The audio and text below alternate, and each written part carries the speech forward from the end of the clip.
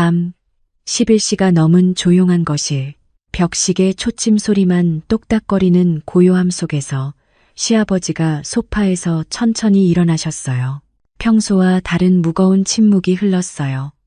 뭔가 말씀하시려는 것 같았지만 입술만 떨리고 계셨죠. 미영아, 그 목소리에 뭔가 달라진 게 있었어요. 평소처럼 부르시는 게 아니었어요. 마치 오랫동안 참아왔던 무언가가 터져 나오기 직전 같은 그런 떨림이 담겨 있었죠. 저는 설거지하던 손을 멈추고 천천히 고개를 들었어요. 아버지, 무슨 일이세요? 시아버지는 제 눈을 똑바로 바라보셨어요. 그 눈빛에서 본 건 제가 예상했던 게 아니었어요. 슬픔도 외로움도 아니었어요.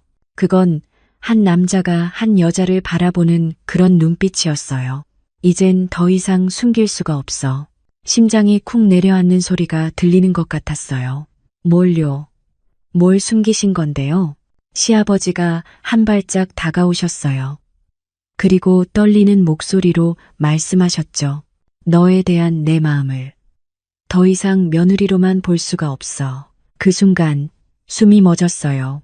2년 전 그 끔찍한 교통사고로 남편과 시어머니를 잃은 후 저와 시아버지는 이 집에 단둘이 남았어요. 서로의 슬픔을 위로하고 서로를 의지하며 살아왔죠. 그런데 언제부터였을까요? 서로를 바라보는 눈빛이 달라지기 시작한 건 아침에 밥상을 마주할 때 우연히 손이 스치기만 해도 심장이 뛰던 순간들, 밤마다 벽 하나를 사이에 두고 서로를 의식하던 그 긴 시간들, 그리고 마침내 이 밤 금기의 고백이 터져 나온 순간, 아버지, 지금 그게 무슨... 내 목소리는 떨렸고 시아버지는 더 이상 물러설 수 없다는 듯이 말을 이어가셨어요. 2년 동안 참았어. 하지만 이젠 안 되겠다. 미영아, 나는... 바로 그때 현관문이 열리는 소리가 들렸어요. 아버지, 왔어요. 서울에서 올라온 시누이 은주의 목소리였어요. 그리고 그날 밤 이후 우리 집안의 모든 것이 무너지기 시작했습니다. 도대체 어떻게 이런 일이 일어난 걸까요? 시아버지의 진짜 마음은 무엇이었을까요? 그리고 저는 어떤 선택을 하게 됐을까요? 이 이야기가 궁금하시다면 지금 구독 버튼을 눌러주세요. 구독하시면 더 많은 진짜 이야기들을 함께 나눌 수 있습니다. 그럼 이야기를 처음부터 시작할게요. 사실 이 모든 건 2년 전 그 끔찍한 교통사고부터 시작됐어요. 2022년 가을 10월의 어느 저녁이었어요. 비가 부슬부슬 내리고 있었죠. 시어머니와 남편이 함께 장을 보러 나갔어요. 집에서 차로 20분 거리에 있는 대형마트에 가신 거였어요. 저는 그날 감기 기운이 있어서 집에 남아 있었거든요. 두 분이 나가시면서 남편이 제 이마에 손을 대며 말했어요. 여보, 푹 쉬어. 금방 다녀올게. 그게 남편이 제게 한 마지막 말이었어요. 오후 7시쯤이었을 거예요. 전화벨이 울렸어요. 모르는 번호였죠. 여보세요? 박미영 씨 보호자이십니까? 저는 119 구급대원인데요. 그 순간부터 제 세상이 멈췄어요. 빗길에서 미끄러진 화물차가 남편의 차를 덮쳤대요. 정면 충돌이었고 두 분 다 그 자리에서 의식을 잃으셨다고 했어요. 병원으로 달려갔지만 이미 늦었어요. 응급실 앞에서 시아버지를 만났어요. 박종수 씨, 당시 58이셨죠. 평생을 농사지으며 살아온 성실한 분. 아내와 아들을 한 번에 잃은 그분의 얼굴에는 아무 표정도 없었어요. 그저 멍하니 벽만 바라보고 계셨죠. 미영아, 시아버지가 저를 부르셨어요. 그 목소리에는 이 세상 모든 슬픔이 담겨 있었어요. 우리 준호가, 우리 엄마가 말을 잇지 못하시고 주저앉으셨어요. 저도 그 옆에 무릎을 꿇고 앉았어요. 우리는 그렇게 한참을 울었어요. 장례식장에서의 3일은 악몽 같았어요. 조문객들이 오가고 향 냄새가 코를 찌르고 어디선가 들려오는 곡소리. 시아버지는 그 3일 동안 한마디도 하지 않으셨어요. 그저 영정 사진만 멍하니 바라보고 계셨죠. 가끔 중얼거리시는 소리가 들렸어요. 내가 대신 갔어야 했는데 왜 나만 살아남았을까? 그 말을 들을 때마다 가슴이 미어졌어요. 장례를 치르고 집으로 돌아왔을 때 비로소 현실이 실감났어요. 이 집에 이제 우리 둘밖에 남지 않았다는 사실이요. 인구 300명도 안 되는 경상북도의 작은 시골 마을. 여기서는 모든 사람이 서로를 알고 누가 뭘 하는지 다 알 수 있는 그런 곳이었어요. 친정 부모님은 제게 전화하셨어요. 미영아, 이제 집으로 돌아와. 거기서 뭐하니? 어머니는 당연하다는 듯 말씀하셨어요.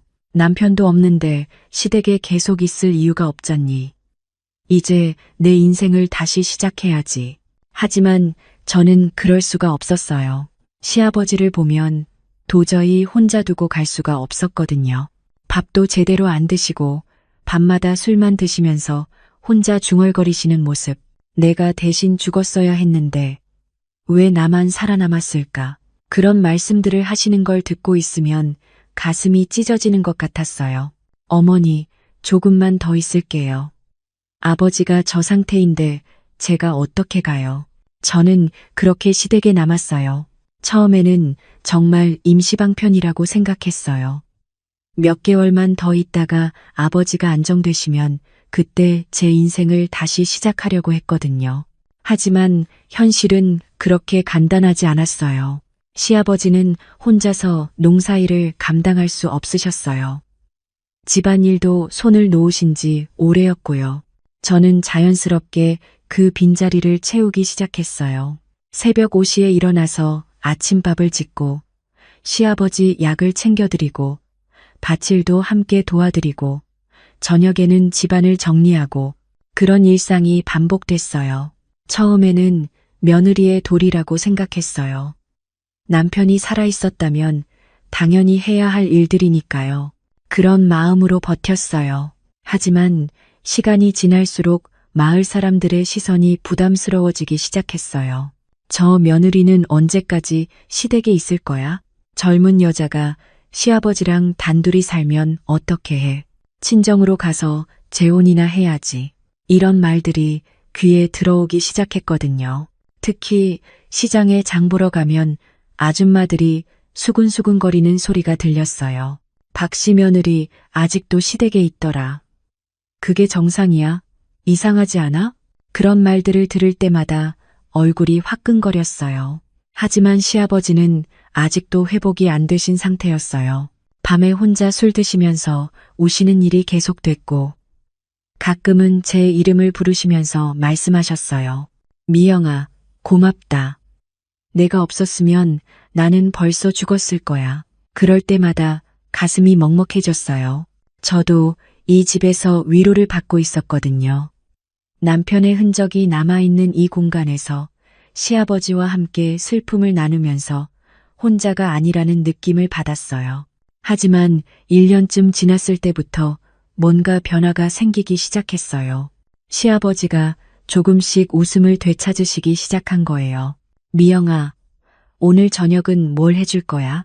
아, 그 드라마 재밌더라. 같이 봐야겠다. 이런 식으로 일상적인 대화가 늘어났죠. 저도 모르게 시아버지를 의지하고 있었어요. 남편을 대신해서 든든한 기둥 역할을 해주시는 것 같았거든요. 그런데 바로 이때 복병이 나타났어요. 시아버지의 딸, 그러니까 제 시누이인 박은주 씨였어요. 은주는 서울에서 직장 생활을 하고 있었어요. 부모님 제사 때나 명절에만 얼굴을 비추는 그런 사람이었죠. 평소에는 아버지 안부도 잘 묻지 않았거든요. 그런 은주가 어느 날 갑자기 집에 나타났어요. 아버지, 안녕하세요. 인사는 정중했지만 눈빛이 예사롭지 않았어요. 저를 쳐다보는 시선이 특히 차가웠거든요. 저녁 식사를 함께하는 동안 은주는 계속 우리를 번갈아 쳐다봤어요. 밥을 먹는 것도 감시당하는 기분이었죠. 식사가 끝나고 시아버지가 마당으로 나가시자 은주가 저에게 다가왔어요. 언니, 잠깐 얘기 좀 할까요? 목소리는 부드러웠지만 눈빛은 날카로웠어요. 언니는 언제까지 여기 계실 거예요? 직설적인 질문에 가슴이 철렁했어요. 아직은 아버지가 혼자 계시기 어려우실 것 같아서요. 제가 조심스럽게 대답했어요. 그랬더니 은주가 냉소적으로 웃으면서 말했어요. 벌써 1년이 넘었는데도요? 언니도 이제 새 인생을 시작하셔야 하는 거 아닌가요? 그 말을 듣는 순간 가슴이 답답해졌어요. 왜 갑자기 이런 말을 하는 걸까요? 평소에 관심도 없던 사람이. 은주 씨, 저는 그냥 마을 사람들이 뭐라고 하는지 아세요? 은주가 말을 끊었어요. 젊은 며느리가 시아버지랑 단둘이 산다고 이상하다고 그러더라고요. 언니도 그게 정상이라고 생각하세요? 얼굴이 화끈거렸어요. 그날 밤 은주는 시아버지와 긴 대화를 나눴어요. 방문이 닫혀 있었지만 목소리가 새어나왔거든요. 아버지, 이게 정상인 것 같으세요? 젊은 며느리가 시아버지랑 1년 넘게 단둘이 사는 게 마을 사람들이 뭐라고 할지 생각해 보세요. 은주의 목소리는 단호했어요. 시아버지는 별 말씀을 안 하시는 것 같았고요. 그 밤 이후로 집안 분위기가 완전히 바뀌었어요. 시아버지도 저를 대하는 태도가 어색해지셨고, 저도 은주의 시선이 신경 쓰여서 자연스럽게 행동할 수 없었거든요. 하지만 은주는 며칠 있다가 다시 서울로 올라갔어요. 그리고 또다시 평범한 일상이 돌아왔죠. 다만 이전과는 뭔가 달랐어요. 시아버지와 저 사이에 미묘한 긴장감이 흐르기 시작했거든요. 서로를 의식하는 것 같은 그런 느낌이었어요. 아침에 밥상을 차릴 때도 예전처럼 자연스럽지 않았어요. 우연히 손이 스치기라도 하면 두 사람 다 깜짝 놀라서 손을 움츠렸어요. TV를 볼 때도 소파 양 끝에 앉아서 서로를 의식하면서 어색하게 지냈고요. 그런데 그럴수록 더 신경이 쓰였어요. 시아버지가 어디에 계신지, 지금 뭘 하고 계신지 계속 생각나는 거예요.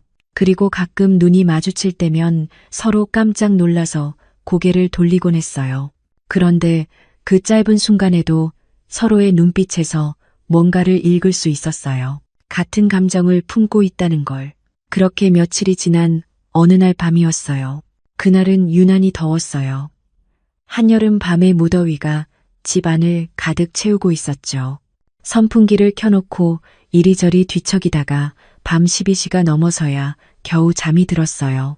그런데 새벽 1시쯤이었을 거예요. 목이 말라서 물을 마시러 일어났어요.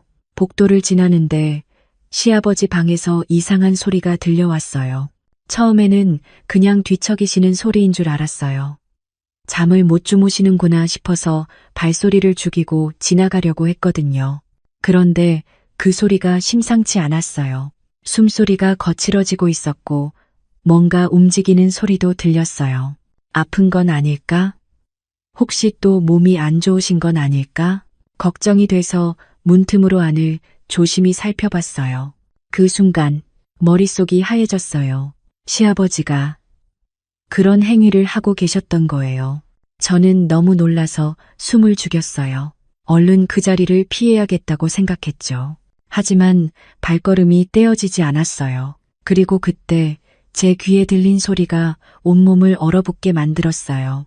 미영아, 제 이름을 부르는 시아버지의 목소리였어요. 그것도 그런 상황에서 심장이 미친 듯이 뛰기 시작했어요. 숨이 막혔어요. 이게 정말 일어나고 있는 일인가 싶었거든요. 조용히 제자리로 돌아가려고 했는데 다시 한번 제 이름이 들렸어요. 이번에는 더 선명하게 미영아, 미영아. 그 순간 온몸에 소름이 돋았어요. 시아버지가 저를 그런 식으로 생각하고 계셨다는 거잖아요. 며느리인 저를 여자로 보고 계셨다는 거잖아요. 얼른 제 방으로 뛰어들어갔어요. 문을 잠그고 침대에 주저앉았는데 손이 덜덜 떨리더라고요. 이런 일이 있을 수 있어? 시아버지가 정말 나를 말로 표현할 수도 없었어요. 그런데 이상했어요. 분명히 충격적이고 당황스러운 일이었는데 왜인지 화가 나지는 않았거든요. 오히려 가슴 깊은 곳에서 이상한 감정이 올라오고 있었어요. 그게 뭔지 저도 잘 모르겠어서 더 혼란스러웠어요. 그날 밤 잠을 한숨도 못 잤어요. 계속 그 장면이 머릿속에서 맴돌았거든요. 시아버지가 제 이름을 부르시던 그 목소리가 귓가에서 떠나지 않았어요. 다음날 아침이 되어서야 겨우 잠이 들었는데 깨어보니 시아버지는 벌써 밭에 나가신 후였어요. 평소보다 훨씬 일찍 나가신 것 같았어요. 아마 저와 마주치기 어색하셨던 거겠죠. 아침을 차려드리려고 밥을 했는데 시아버지는 밭에서 드시겠다고 하시더라고요. 그날 하루 종일 서로 얼굴을 마주치지 않았어요. 저도 시아버지를 어떻게 대해야 할지 모르겠더라고요. 평소처럼 자연스럽게 행동할 수가 없었어요. 며칠이 지나도 상황은 나아지지 않았어요. 서로 어색해하면서 대화도 거의 하지 않았거든요. 예전에는 저녁 먹고 TV도 같이 보고 그랬는데 이제는 각자 방에서 시간을 보냈어요. 그런데 정말 이상한 일이 벌어졌어요. 그날 밤 이후로 저도 잠을 제대로 못 자게 됐거든요. 왜인지 자꾸 시아버지 생각이 났어요. 그것도 그런 식의 생각이. 처음에는 아니라고 부정했어요. 이런 생각을 하면 안 돼. 시아버지인데 어떻게 이럴 수가 있어. 스스로를 다그쳤거든요. 하지만 그럴수록 더 생각이 났어요. 시아버지의 넓은 어깨, 일할 때 땀에 젖은 모습, 저를 챙겨주시는 다정한 눈빛, 그런 것들이 자꾸 떠올랐어요. 그리고 무엇보다 그날 밤 제 이름을 부르시던 그 목소리가 계속 귓가에 맴돌았거든요. 어느 날 밤에는 정말 견딜 수가 없었어요. 남편 얼굴이 떠오르면서 죄책감이 밀려왔는데 동시에 시아버지에 대한 그런 감정도 억누를 수가 없었어요. 이건 잘못된 거야. 나는 정말 나쁜 여자야. 그렇게 중얼거리면서도 제 손은 이미 움직이고 있었어요. 몸이 뜨거워지고 숨이 가빠지고 그 순간만큼은 모든 걸 잊을 수 있었어요. 하지만 끝나고 나면 자괴감이 밀려왔어요. 남편이 죽은 지 겨우 1년밖에 안 됐는데 어떻게 시아버지를 이런 식으로 생각할 수가 있지? 울면서 자책했어요. 하지만 그런 감정을 막을 수는 없었어요. 오히려 시간이 갈수록 더 강해졌거든요. 시아버지를 볼 때마다 가슴이 뛰었고 우연히 손이 닿기라도 하면 온몸이 떨렸어요. 이건 단순한 감사함이나 의지가 아니었어요. 한 여자가 한 남자를 보는 그런 감정이었거든요. 그런데 더 충격적인 건 시아버지도 저를 그런 눈으로 보고 계셨다는 거였어요. 가끔 제가 뭔가를 하고 있을 때 시아버지의 시선이 느껴졌거든요. 돌아보면 얼른 다른 곳을 보시곤 했지만 그 시선이 예전과는 달랐어요. 며느리를 보는 시선이 아니라 한 여자를 보는 그런 시선이었어요. 특히 제가 빨래를 널 때나 허리를 숙여서 청소를 할 때 그런 순간들에 시아버지의 시선이 머물러 있는 걸 느꼈어요. 처음에는 착각인 줄 알았어요. 하지만 며칠을 관찰해 보니 분명했어요. 시아버지는 저를 여자로 보고 계셨던 거예요. 그리고 저 역시 그런 시선을 받으면서 이상하게 가슴이 두근거렸어요. 부끄러우면서도 한편으로는 여자로서 인정받는다는 느낌에 설레기도 했거든요. 남편이 죽은 후로 저는 그냥 미망인이었어요. 누구도 저를 한 여자로 보지 않았거든요. 마을 사람들에게도 그냥 박씨 며느리였고 여자로서의 제 모습은 어디에도 없었어요. 하지만 시아버지의 시선 속에서는 제가 여전히 한 명의 여자였어요. 29살의 젊은 여자였던 거예요. 그런 걸 느끼면서 저도 모르게 달라지기 시작했어요. 예전보다 옷차림에 신경을 쓰게 됐고 시아버지 앞에서는 더 조심스럽게 행동했어요. 하지만 동시에 더 여성스럽게 보이려고 했던 것 같아요. 머리도 예쁘게 빗고 립밤도 바르고 그런 작은 변화들이 생겼거든요. 시아버지도 변하셨어요. 저와 대화할 때 목소리가 더 부드러워졌고 가끔은 농담도 하시면서 웃으시곤 했어요. 미영아, 오늘 예쁘네. 그런 말씀을 하실 때면 얼굴이 빨개져서 어쩔 줄 몰랐어요. 시아버지가 저를 예쁘다고 하신다는 게 이상하면서도 기분이 좋았거든요. 그런데 그럴 때마다 죄책감이 밀려왔어요. 내가 지금 뭘 하고 있는 거지? 시아버지인데 이러면 안 되는데. 그런 생각들이 머릿속에서 맴돌았어요. 특히 밤에 혼자 누워있을 때면 남편 사진을 보면서 미안하다고 속으로 사과했어요. 여보, 미안해. 나 이상해지고 있어. 그렇게 말하면서도 시아버지 생각을 멈출 수는 없었어요. 우리 둘 다 알고 있었어요. 서로에게 품고 있는 이 감정이 뭔지를. 하지만 그 누구도 먼저 입을 열 수는 없었어요. 시아버지와 며느리라는 관계. 그 금기의 벽이 너무 높았거든요. 그래서 우리는 계속 그 위험한 줄타기를 하고 있었어요. 서로를 원하면서도 다가갈 수 없는 그런 답답하고 절망적인 상황. 그렇게 몇 주가 지나면서 우리 사이의 공기는 점점 더 무거워졌어요. 그렇게 어색한 날들이 계속되던 어느 날 저녁이었어요. 제가 설거지를 하고 있는데 시아버지가 부엌으로 들어오셨어요. 물을 드시려고 하신 것 같았어요. 저는 그때 막 접시를 헹구고 있었고 싱크대에서 물이 튀어서 바닥이 조금 젖어 있었어요.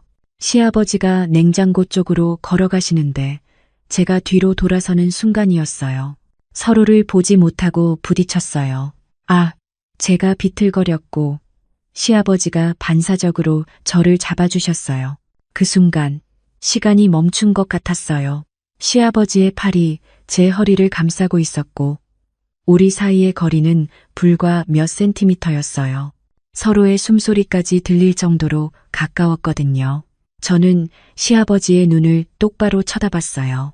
그 눈빛에서 제가 느끼고 있는 것과 같은 감정을 봤어요. 서로를 원하는 마음, 하지만 가져서는 안 되는 감정. 시아버지의 손에서 온기가 느껴졌어요. 제 허리를 감싼 그 손이 살짝 떨리고 있었어요. 미영아, 시아버지가 제 이름을 속삭였어요. 그 목소리에는 그동안 숨겨왔던 모든 감정이 담겨 있었어요. 저도 모르게 대답했어요. 아버지. 우리는 그렇게 서로를 바라보며 서 있었어요. 조금만 더 가까이 다가가면 입술이 닿을 수도 있는 거리였어요. 시아버지의 시선이 제 입술로 내려갔어요. 그리고 다시 제 눈을 바라보셨죠. 마치 허락을 구하는 것 같은 눈빛이었어요. 제 심장이 미친 듯이 뛰었어요. 이러면 안 돼. 돌아가신 남편에게 미안해. 하지만 머릿속으로는 그렇게 생각하면서도 몸은 움직이지 않았어요. 아니, 오히려 조금씩 가까워지고 있었어요. 시아버지도 천천히 얼굴을 숙이고 계셨어요. 우리 사이의 거리가 점점 좁혀지고 바로 그때였어요. 철커덕 현관문이 열리는 소리가 들렸어요. 아버지 왔어요. 은주의 목소리였어요. 우리는 깜짝 놀라서 얼른 떨어졌어요. 시아버지는 물을 따르시는 척하고 저는 설거지를 하는 척했어요. 하지만 손이 너무 떨려서 그릇을 제대로 잡을 수도 없었어요. 은주가 부엌으로 들어왔을 때 분위기가 이상하다는 걸 눈치챘는지 우리를 번갈아 쳐다보더라고요. 뭐 하고 계셨어요? 그냥 물 좀 마시려고. 시아버지가 어색하게 대답하셨어요. 은주는 의심스러운 눈으로 우리를 보더니 거실로 나가버렸어요. 저와 시아버지는 서로를 쳐다보지도 못하고 각자 할 일을 하는 척했어요. 하지만 그 순간의 감정을 잊을 수는 없었어요. 서로를 원하는 마음이 얼마나 간절한지 확인하고 말았거든요. 그날 밤 은주는 늦게까지 시아버지와 얘기를 나눴어요. 방문을 닫고 대화를 하셨지만 가끔 목소리가 높아지는 게 들렸어요. 아버지, 정말 괜찮으세요? 언니가 여기 있는 게 맞는 건가요? 은주가 뭔가 의심하고 있다는 걸 알 수 있었어요. 아마 우리 사이에 이상한 분위기를 느꼈을 거예요. 그 다음 날부터 은주는 며칠 더 머물렀어요. 그 며칠 동안 저와 시아버지는 더욱 조심스럽게 행동해야 했어요. 은주가 지켜보고 있다는 느낌 때문에 평소보다 더 어색하게 지냈거든요. 하지만 그런 상황이 오히려 우리의 감정을 더 확실하게 만들어줬어요. 서로를 보지 못하는 것, 가까이 있지 못하는 것, 그런 것들이 얼마나 힘든지 알게 됐거든요. 어느 날 저녁, 은주가 저를 마당으로 불렀어요. 언니, 솔직히 물어볼게요. 아버지하고 무슨 일 있어요? 갑작스러운 질문에 심장이 철렁 내려앉았어요. 무슨 말씀이세요? 아버지 보는 눈빛이 예전과 달라요. 그리고 언니도 마찬가지고요. 은주의 목소리가 차가웠어요. 은주 씨, 저는 그냥, 언니, 부정하지 마세요. 제가 다 봤어요. 아버지하고 언니 사이에 뭔가 있다는 걸. 그 순간 온몸에 식은땀이 났어요. 정말 들켜버린 걸까요? 저는 정말 아무것도. 언니, 은주가 목소리를 높였어요. 이게 정상이라고 생각해요? 시아버지하고 며느리가 이런 관계를 가지는 게? 그 말을 들으니까 다리에 힘이 풀렸어요. 완전히 들켜버린 거였어요. 은주 씨, 제발 뭐요? 아무도 모르게 해달라고요? 은주의 목소리에는 분노가 섞여 있었어요. 언니, 정신 차려요. 이게 말이 돼요? 우리 집안이 어떻게 되는지 생각해 봤어요? 그때부터 은주의 공격이 시작됐어요. 언니는 이제 그만 나가세요. 아버지도 충분히 회복되셨잖아요. 더 이상 여기 있을 이유 없어요. 은주 씨, 저는 아니면 제가 다른 사람들한테도 얘기할 거예요. 마을 사람들이 알면 어떻게 될지 뻔하잖아요. 협박이었어요. 완전한 협박이었어요. 생각해보세요, 언니. 지금 당장 나가시면 조용히 넘어갈게요. 하지만 계속 여기 있으면 더 이상 말하지 않아도 알 수 있었어요. 은주가 어떤 생각을 하고 있는지. 그날 밤 은주는 시아버지와 심한 언쟁을 벌였어요. 아버지, 정말 이러실 거예요? 우리 집안이 망신당해도 상관없으세요? 그 여자 때문에 아버지가 이상해지신 거 아니에요? 은주의 목소리가 복도까지 들렸어요. 하지만 그 다음 날 상황이 완전히 바뀌었어요. 새벽 4시쯤이었어요. 화장실에서 쿵 하는 소리가 들렸어요. 처음에는 뭔가 떨어뜨리신 줄 알았는데 한참을 기다려도 움직이는 기척이 없더라고요. 이상해서 문을 두드려 봤어요. 아버지, 괜찮으세요? 대답이 없었어요. 아버지, 다시 불러봐도 아무 소리가 없어서 문을 열어봤는데 시아버지가 바닥에 쓰러져 계셨어요. 그 순간 머릿속이 하얘졌어요. 아버지, 아무리 흔들어도 의식이 없으셨어요. 얼른 119에 신고하고 응급실로 모셨어요. 은주도 급히 달려왔고요. 의사 선생님 말씀이 과로와 스트레스 때문이라고 하시더라고요. 혈압이 많이 높아져 있고요. 당분간은 충분히 쉬셔야 합니다. 무리하시면 더 큰 문제가 생길 수도 있어요. 그 말을 들으니까 가슴이 철렁 내려앉았어요. 시아버지를 잃을 수도 있다는 생각에 눈앞이 캄캄해졌거든요. 병원에서 하루를 보내고 집으로 모시고 왔어요. 시아버지는 많이 약해져 계셨어요. 침대에서 일어나시는 것도 힘들어 하시고 평소의 활기찬 모습은 온데간데 없었어요. 은주는 하루 있다가 다시 서울로 올라갔어요. 가기 전에 저를 보더니 말했어요. 언니, 이번 일로 정신 좀 차리세요. 아버지가 이렇게 된 것도 다 스트레스 때문이에요. 그 말에는 가시가 돋쳐 있었어요. 그때부터 저는 간병에 매달렸어요. 약 시간에 맞춰서 챙겨드리고 죽도 끓여드리고 밤에는 몇 번씩 일어나서 상태를 확인했어요. 시아버지가 많이 걱정이 됐거든요. 미영아, 고생시키는구나. 시아버지가 미안해하시면서 말씀하셨어요. 무슨 말씀을 그렇게 하세요? 빨리 나으세요. 그게 제일 중요해요. 그렇게 대답하면서도 마음 한구석이 아팠어요. 시아버지를 향한 제 감정이 이런 상황에서도 사라지지 않고 있었거든요. 오히려 더 간절해졌어요. 시아버지를 잃을 수도 있다는 생각에 더욱 소중하게 느껴졌어요. 며칠 동안 밤낮으로 간병을 하다 보니 저도 많이 지쳤어요. 하지만 시아버지 곁을 떠날 수가 없었어요. 혹시 무슨 일이라도 생기면 어떻게 하나 싶어서 계속 옆에서 지켜보고 있었거든요. 그런데 어느 날 밤 시아버지가 갑자기 제 손을 잡으셨어요. 미영아, 네, 아버지. 내가 갑자기 쓰러지니까 생각이 많이 나더라. 무슨 생각이요? 너 혼자 두고 가면 어쩌나 하는 생각. 그 말을 들으니까 가슴이 아팠어요.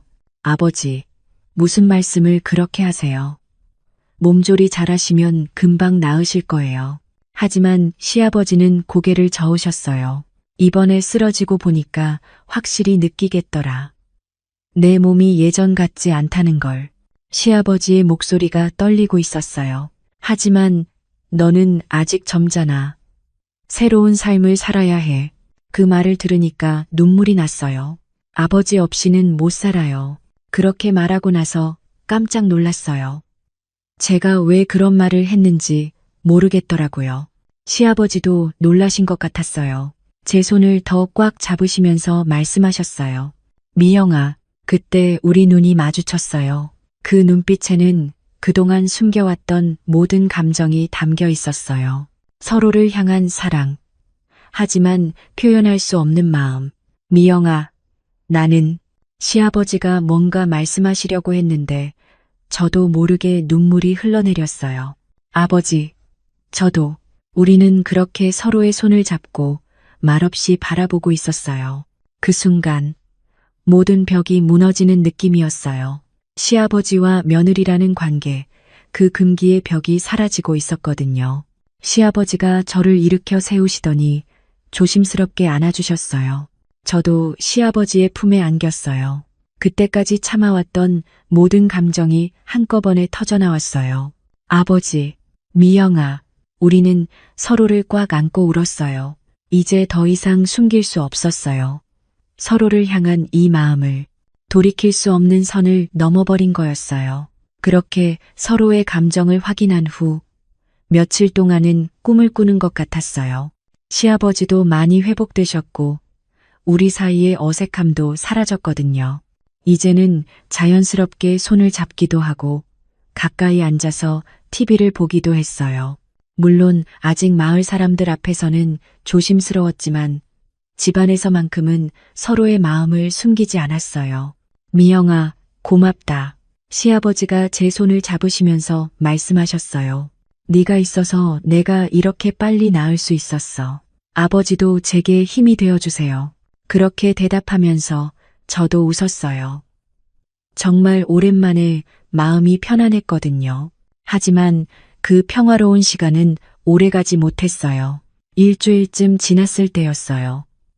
시아버지가 갑자기 심각한 표정으로 저를 부르셨어요. 미영아, 잠깐 앉아봐. 얘기할 게 있어. 그 표정을 보는 순간 불안해졌어요. 뭔가 큰일이 생긴 건 아닐까. 사실 너에게 말하지 못한 일이 있어. 무슨 일이요? 내가 쓰러졌을 때 병원에서 정밀 검사를 받았잖아. 네, 그렇죠. 그때 다른 검사도 함께 받았어. CT하고 혈액 검사 여러 가지를. 시아버지의 목소리가 떨리고 있었어요. 그런데 결과가 말을 잇지 못하시더라고요. 그 순간 가슴이 철렁 내려앉았어요. 설마 큰 병이라도 있는 건 아닐까?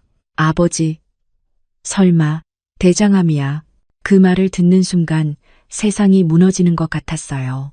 아버지, 그게 무슨, 아직 초기라고 하더라.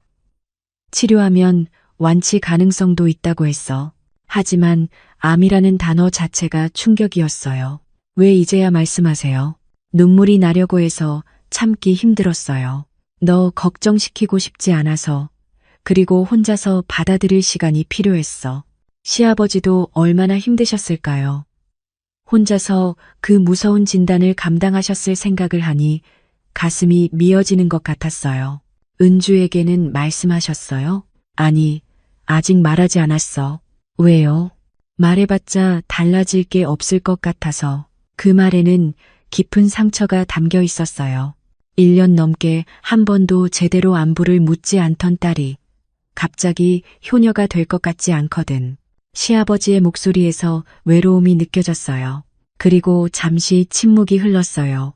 시아버지가 뭔가 말씀하시려다가 계속 망설이시는 게 보였거든요.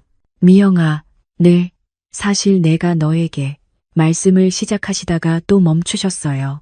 뭔가 말씀하고 싶으신 게 있으세요? 시아버지가 창밖을 바라보시면서 한참을 침묵하셨어요. 그리고 천천히 고개를 돌려 저를 바라보셨어요. 미영아, 나는 너를 그냥 며느리로만 보지 않아. 심장이 쿵 내려앉았어요. 내가 너를 한 사람의 여자로 보고 있어. 그 말을 듣는 순간 숨이 멎는 것 같았어요. 사실 어렴풋이 짐작은 하고 있었어요. 그날 밤 시아버지가 제 이름을 부르시던 걸 들었으니까. 하지만 설마 했죠. 정말 그런 마음이실 거라고는 생각 못 했거든요. 그런데 이렇게 직접 말씀하시니까 완전히 다른 충격이었어요. 그리고 사랑하고 있어. 시아버지가 떨리는 목소리로 말씀하셨어요. 1년 넘게 너를 보면서, 너의 헌신을 보면서 어느 순간 마음이 기울어져 있더라. 완전히 충격이었어요. 시아버지가 저를 사랑한다고? 미영아, 미안해. 이런 말을 해서 시아버지가 일어나시려고 하셨어요. 아, 몸이 안 좋아서 그런가. 내가 별말을 다 하는구나. 그냥 아픈 사람의 헛소리라고 생각해. 아니에요. 제가 시아버지의 손을 잡았어요. 헛소리가 아니에요. 시아버지가 놀란 표정으로 저를 쳐다보셨어요. 미영아, 저도 아버지를 그렇게 생각하고 있었어요. 그 말을 하고 나니까 가슴이 확 뚫린 것 같았어요. 시아버지가 한참을 저를 바라보시더니 눈가에 눈물이 맺혔어요. 정말이야? 네, 정말이에요. 처음에는 저도 혼란스러웠어요. 시아버지를 이런 식으로 생각하는 제 자신이 이상했거든요. 제 목소리도 떨리고 있었어요. 하지만 시간이 지날수록 확실해졌어요. 이건 단순한 감사함이 아니라 진짜 사랑이라는 걸. 시아버지가 천천히 다가오셨어요. 미영아, 나도 마찬가지였어. 처음에는 죄책감 때문에 힘들었어. 죽은 아들에게 미안했고 며느리를 이런 눈으로 본다는 게 잘못된 것 같았어. 하지만 너를 보면서 느끼는 이 마음을 더 이상 부정할 수가 없더라. 우리는 서로를 바라보며 서 있었어요. 1년 넘게 쌓아온 모든 감정이 이 순간에 터져나오고 있었거든요. 아버지, 저는 이 1년 동안 정말 행복했어요. 남편을 잃고 절망에 빠져 있을 때 아버지가 제게 새로운 삶의 의미를 주셨어요. 제 목소리가 떨렸어요. 처음에는 며느리의 도리라고 생각했어요. 하지만 언제부턴가 그게 아니라는 걸 알았어요. 아버지와 함께 있으면 마음이 편안했고 아버지가 웃으시면 저도 행복했어요. 아버지가 아프시면 제 마음도 아팠고 시아버지가 고개를 끄덕이시면서 들으셨어요.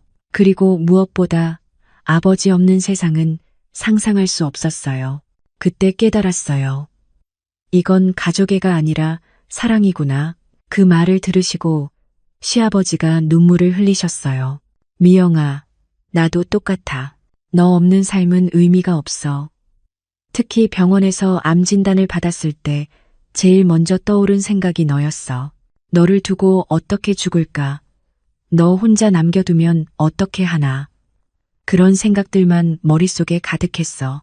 시아버지가 조심스럽게 제 손을 잡으셨어요. 그 순간 온몸에 전기가 흐르는 것 같았어요. 미영아, 이건 잘못된 사랑일 수도 있어. 사회에서는 받아들여지지 않을 수도 있고. 하지만 내 마음은 진짜야. 너를 한 여자로서 진심으로 사랑해. 아들의 아내가 아니라 박미영이라는 한 사람을 사랑하는 거야. 그 말을 들으니까 눈물이 났어요. 저도요, 아버지. 시아버지가 아니라 박종수라는 한 남자를 사랑해요. 제가 사랑하는 건 따뜻하고 다정하신 분이에요.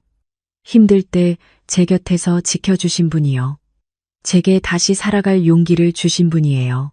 우리는 서로의 손을 꽉 잡았어요. 더 이상 숨길 것도 없었고 부정할 것도 없었어요. 서로를 향한 진심을 확인한 거였으니까요. 미영아, 고마워.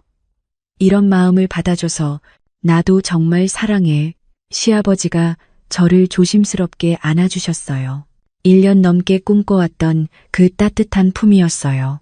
더 이상 며느리와 시아버지가 아니라 한 남자와 한 여자로서 서로를 안고 있었어요. 아버지, 미영아, 우리는 그렇게 서로를 부르며 울었어요.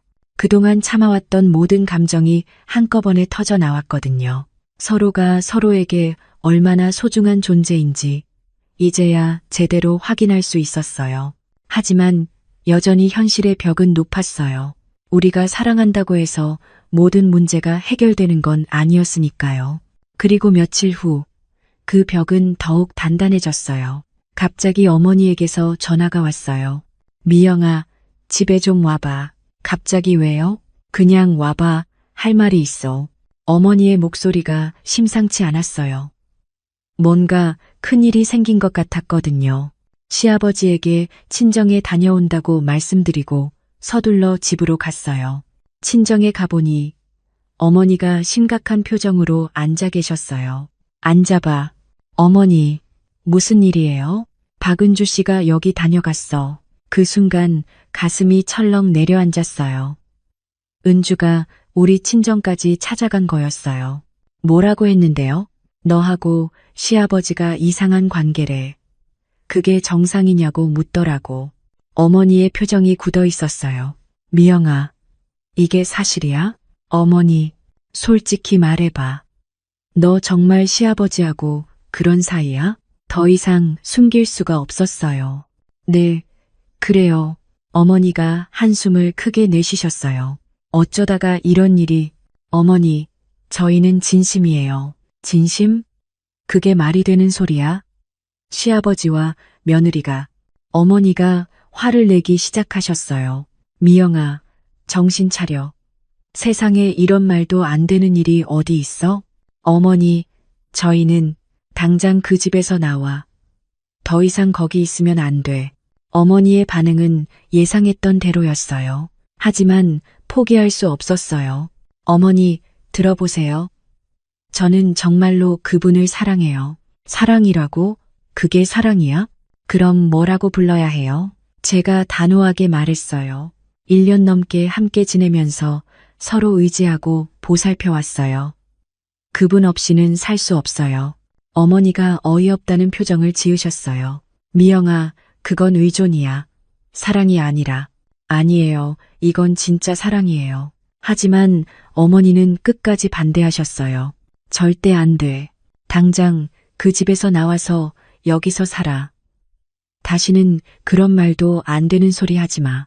어머니와 크게 다퉜어요. 결국 아무것도 해결되지 않은 채 집을 나왔어요. 돌아가는 길에 너무 속상했어요. 어머니까지 등을 돌리니까 정말 세상에 혼자 남겨진 기분이었어요. 하지만 포기할 수는 없었어요. 시아버지와의 사랑만큼은 진짜였으니까요. 집에 도착하니 시아버지가 걱정스러운 표정으로 기다리고 계셨어요. 미영아, 어떻게 됐어? 제 표정을 보시더니 바로 아셨나 봐요. 안 좋았구나. 네. 어머니가 완전히 반대하세요. 시아버지가 저를 안아주셨어요. 미안해. 나 때문에 이런 일이. 아니에요. 저도 각오했던 일이에요. 우리는 거실에 앉아서 한참을 이야기했어요. 앞으로 어떻게 해야 할지에 대해서요. 미영아, 사실 생각해 본 게 있어. 뭔가요? 우리 결혼하면 어떨까? 그 말을 듣고 깜짝 놀랐어요. 결혼이요? 응, 정식으로 부부가 되는 거야. 시아버지의 눈빛이 진지했어요. 나는 너를 제대로 지켜주고 싶어. 지금처럼 애매한 관계로는 한계가 있어. 나에게 무슨 일이 생기면 누가 널 보호해 줄 거야? 은주는 벌써 너를 내쫓으려고 하잖아. 그 말이 가슴에 와닿았어요. 그리고 무엇보다 시아버지가 눈물을 글썽이시면서 말씀하셨어요. 나는 당당하게 너를 사랑하고 싶어. 숨어서 하는 사랑이 아니라 세상에 떳떳하게 말할 수 있는 사랑. 너는 그럴 자격이 있는 사람이야. 그 말을 들으니까 눈물이 났어요. 시아버지의 진심이 느껴졌거든요. 미영아, 나와 결혼해줘. 내 남은 인생을 너와 함께하고 싶어. 그리고 내가 가진 모든 걸 너에게 주고 싶어. 그러니까 부디 내 아내가 되어줘. 시아버지가 간절하게 호소하셨어요. 저는 한참을 고민했어요. 정말 결혼을 해야 할까요? 사람들의 시선을 견딜 수 있을까요? 하지만 시아버지의 말씀이 맞았어요. 이대로 있으면 나중에 더 큰 문제가 생길 거였어요. 알겠어요. 정말, 네, 결혼할게요. 고마워, 미영아. 시아버지가 저를 꽉 안아주셨어요. 절대 후회하게 하지 않을게. 며칠 후, 우리는 구청에 가서 혼인신고를 했어요. 서류를 내면서도 믿어지지 않았어요. 정말로 시아버지의 아내가 되는 거라니. 공무원이 서류를 보더니 살짝 놀라는 표정을 지었지만 별다른 말은 하지 않았어요. 법적으로는 문제 없으니까요. 축하드립니다. 이제 정식 부부시네요. 그 말을 들으니까 실감이 났어요. 이제 저는 박미영이 아니라 박종수 씨의 아내였어요. 집으로 돌아오는 길에 시아버지가 말씀하셨어요. 미영아, 아니, 여보라고 불러도 돼. 네, 좋아요. 여보. 오늘 밤 시아버지가 말끝을 흐리셨어요. 저도 알고 있었어요. 오늘이 진짜 첫날 밤이라는 걸. 이제 정말로 부부가 된 거니까. 그날 밤 시아버지가 제 방문을 조심스럽게 두드리셨어요. 들어와요. 문이 열리고 시아버지가 들어오셨어요. 1년 넘게 꿈꿔왔지만 정말로 이런 날이 올 줄은 몰랐어요. 여보, 준비됐어? 네. 하지만 사실 떨렸어요. 결혼은 했지만 아직 어색한 느낌이었거든요. 시아버지가 제 마음을 아시는지 천천히 다가오셨어요. 무서우면 언제든 그만하자고 해. 아니에요. 괜찮아요. 정말. 네. 이제 우리는 부부잖아요. 시아버지가 저를 조심스럽게 안아주셨어요. 그 순간 모든 긴장이 풀어졌어요. 따뜻하고 든든한 품이었거든요. 미영아, 1년 넘게 정말 고마웠어. 저도요. 이제 더 이상 숨기지 않아도 되는구나. 네, 이제 당당하게 사랑할 수 있어요. 그날 밤 우리는 진정한 부부가 됐어요. 1년 넘게 억눌렀던 모든 감정이 그 순간 하나로 합쳐졌어요. 서로를 향한 간절함, 서로에 대한 사랑, 모든 것이 완전해졌어요. 다음 날 아침, 일어났을 때 옆에서 자고 있는 남편을 보니까 이제 정말 현실이구나 싶었어요. 잘 잤어? 남편이 눈을 뜨시면서 물어보셨어요. 네, 정말 잘 잤어요. 후회 안 해? 전혀요. 오히려 이렇게 행복한 건 처음이에요. 남편이 저를 바라보시면서 웃으셨어요. 고마워, 여보. 며칠 후 예상했던 대로 은주가 집에 찾아왔어요. 혼인신고 소식을 들었나 봐요. 아버지, 정말 그렇게 하신 거예요? 그래, 미쳤어요. 완전히 미치신 거예요? 은주야, 조심해서 말해. 이제 미영이는 내 아내야. 아내라고요? 그게 말이 돼요? 은주가 소리를 지르더라고요. 하지만 남편은 흔들리지 않으셨어요. 말이 되든 안 되든 우리는 서로 사랑해. 그리고 이제 법적으로도 부부야. 네가 어떻게 할 수 있는 일이 아니야. 은주가 완전히 당황해 하더라고요. 그럼 재산은 어떻게 되는 거예요? 그것도 다 저 여자 몫이 되는 거예요?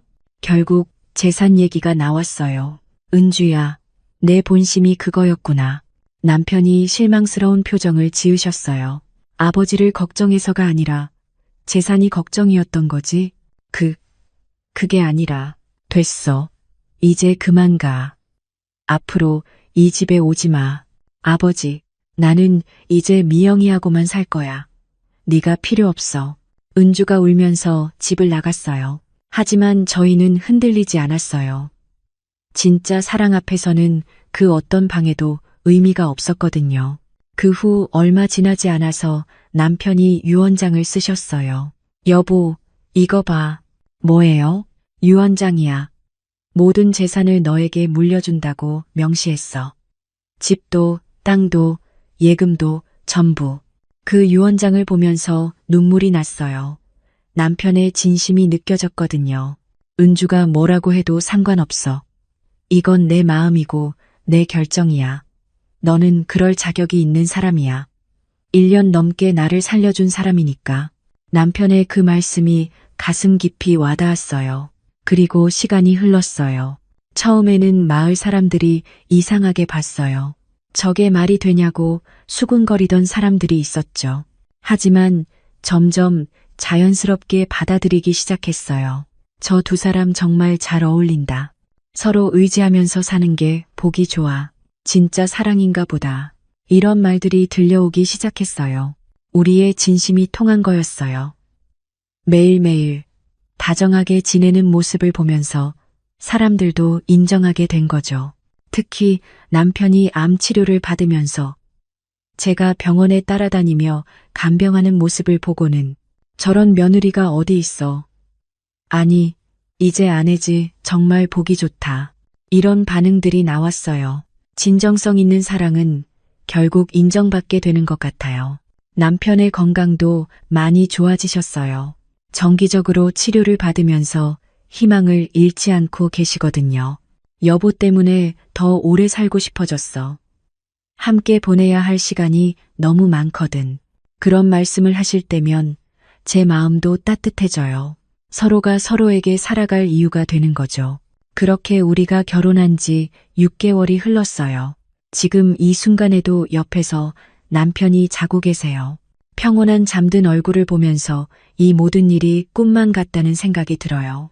1년 전 그 끔찍한 교통사고로 시작된 이야기가 이렇게 아름다운 사랑으로 이어질 줄이야. 정말 상상도 못했거든요. 물론 쉽지만은 않았어요. 친정과의 관계는 여전히 풀리지 않았어요. 가끔 그게 속상하기도 해요. 하지만 후회는 전혀 없어요. 매일매일이 정말 소중하거든요. 아침에 일어나서 남편의 얼굴을 보는 것부터 함께 아침을 먹고 집안일을 하고 저녁에 TV를 보면서 대화하는 것까지 모든 순간이 기적 같아요. 사랑에는 정답이 없다는 걸 저는 이제 알아요. 남들이 뭐라고 하든 본인들이 행복하면 그게 정답이에요. 저희는 정말 행복해요. 매일매일이 감사하고 서로가 있어서 든든해요. 세상에는 정말 다양한 사랑이 있는 것 같아요. 서로를 살리고 구원하는 사랑도 있고, 상처를 치유해주는 사랑도 있고, 그런 사랑들이 모두 소중한 거죠.